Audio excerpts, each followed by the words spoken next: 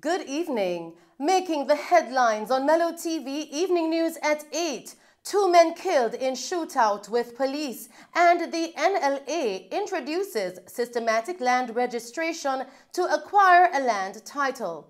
And now the details.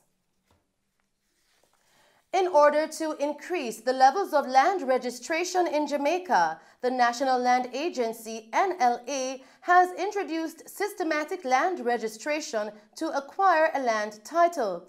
The Adjudication Services Division of the agency is responsible for assisting landowners who have been in open, undisturbed, and undisputed possession of their land for 12 years or more to claim ownership of such land via the systematic land registration process. While speaking at the National Land Agency NLA's systematic land registration titling ceremony held today in Mandeville, Prime Minister Andrew Holness urged the public to get their land fraud-proofed. When you get your land registered in a formal system, it is like your seatbelt. Nobody can come and throw you off of your land. It anchors you there. Once your name appears on that title and the government back it and say, yes, you are the owner, nobody can change that. And we are now seeking to make that system of formal registration even stronger, even more fraud-proof, to ensure that when you do get your title, nobody can fraud you out of your property. So I encourage all Jamaicans who are part of that 350,000 parcels of land which are now not registered for title. You might be paying your property tax, but you are not titled, to take advantage of this process and get your lands registered. The public should utilize either one of the 2 land ownership methods, according to Mr. Holness. The government has the ad hoc registration under the LAMP program in partnership with GeoLand.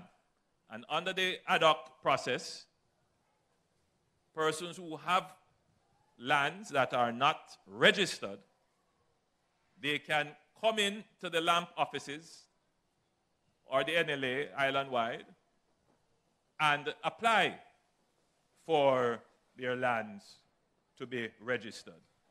So you can take the initiative. The government supports that process by providing some form of subsidy, some form of credit, and provides the mechanisms to do the surveys and so forth to get the land properly registered. And you get access to an adjudication process. Sometimes there might be a little dispute as to whether the land extends past the cotton tree or it stops at the cotton tree. And there is an adjudication committee made up of learned people of the community, learned lawyers, justices of the peace, and so forth, who can sit, hear concerns, and bring resolution to these matters. And that enhances the speed of registration. The second process is a newly introduced process, and that is called the systematic registration of titling process. The Prime Minister further stated that the government has declared more than 235 communities as designated areas under the Systematic Land Registration SLR. In that process, the government declares certain parishes, certain areas as areas for systematic registration. And I believe we have indicated that there are 235 communities that have been declared as systematic adjudication areas in the parishes of St. Catherine, Manchester, and St. Elizabeth, and we have a further 11 land settlements across the parishes of Westmoreland, Manchester, St. Elizabeth, Clarendon, St. James, Hanover, and Trelawney, which have been declared. So in this process, the government makes a declaration which effectively says that all undeclared land will go through this process, community by community, of systematically registering your titles.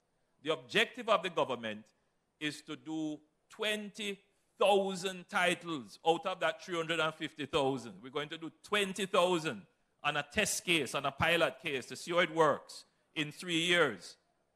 That 3 years ends next year, March. That is 2024, March. Already, with what we are doing here now, we are projecting that by the end of March this year, under the systematic registration process, we would have done 8,000 titles. 8,000 titles. And under the ad hoc process, we are about 2,000 plus titles. Stay tuned for the full broadcast of the National Land Agency NLA's systematic land registration titling ceremony. In other news tonight, in response to the recent protests against the new road traffic laws, many taxi drivers and taxi organizations across the island have shut down their operations, which has disrupted the routines of some commuters. Prime Minister Andrew Holness stated that child restraints are not practical, but they remain our aspiration during his address at the NLA's land registration titling ceremony held in Mandeville. To say that the government is requiring every taxi to have a car seat, which is a very expensive proposition. Now, there is a practical side to the consideration. Can this really be enforced given the nature of our public transportation system, given the level of income that our taximen earn? Would it be fair to impose this on them?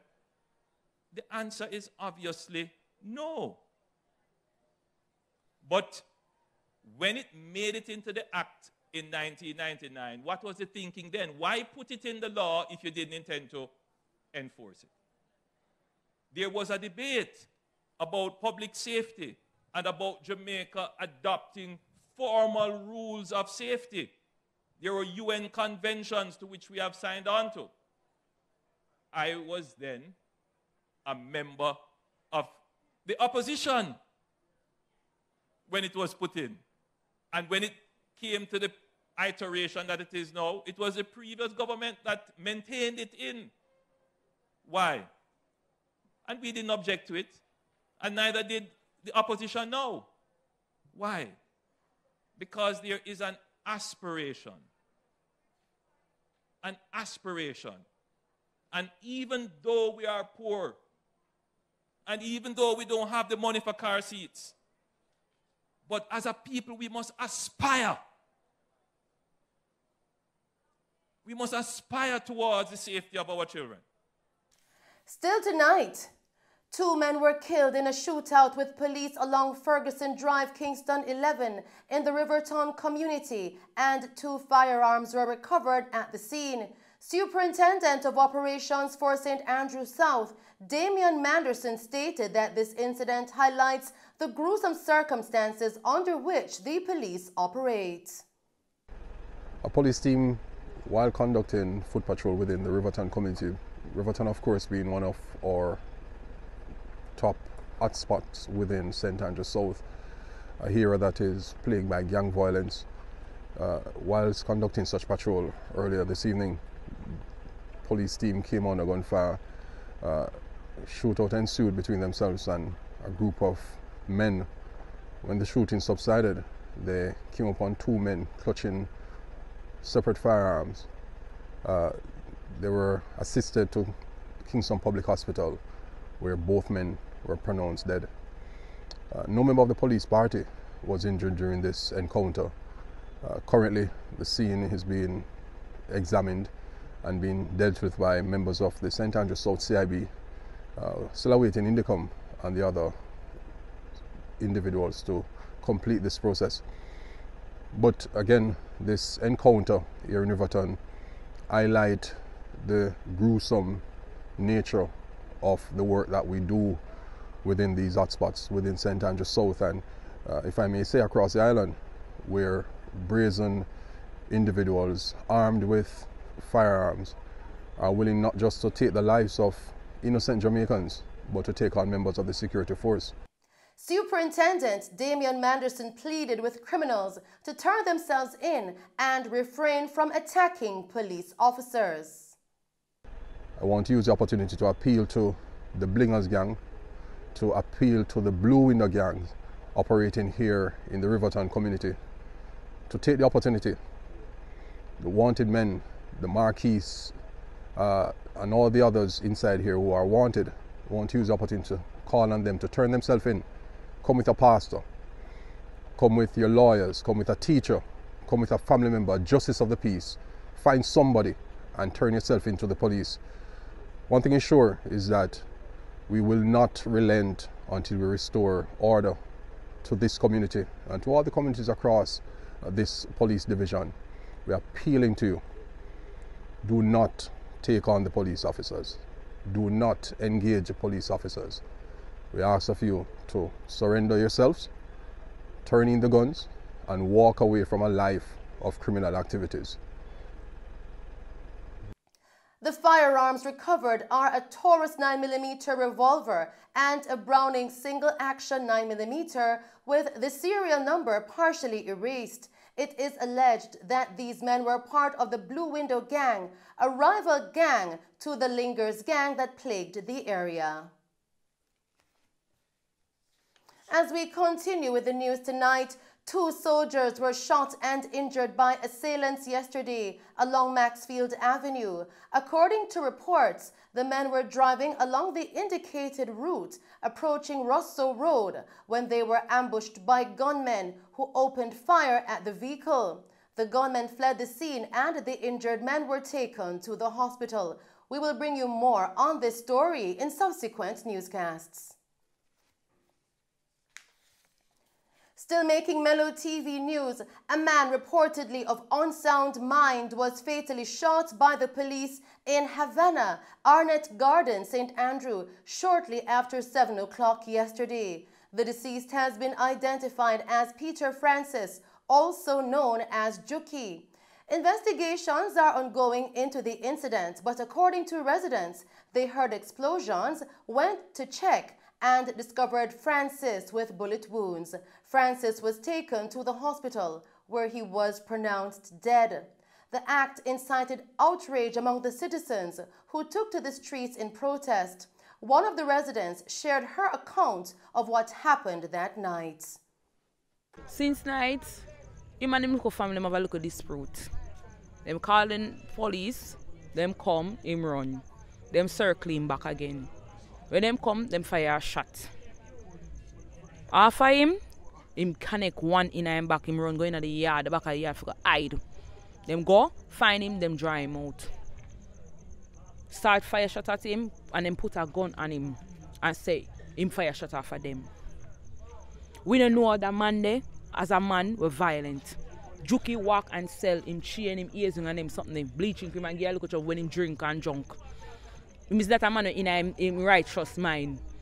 Peter and a gunman. So when him gonna come and say him fire shot away, that is a lie. No, you can't ask anybody about you, about Peter, aka Juki, them will tell you.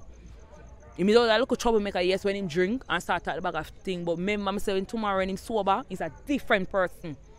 So him not deserve that killing what happened since that. And him kill him from 7 o'clock and no police ever come. And from 7 o'clock, no crime scene, nothing no come. So what is the justice? What's going on really in Havana?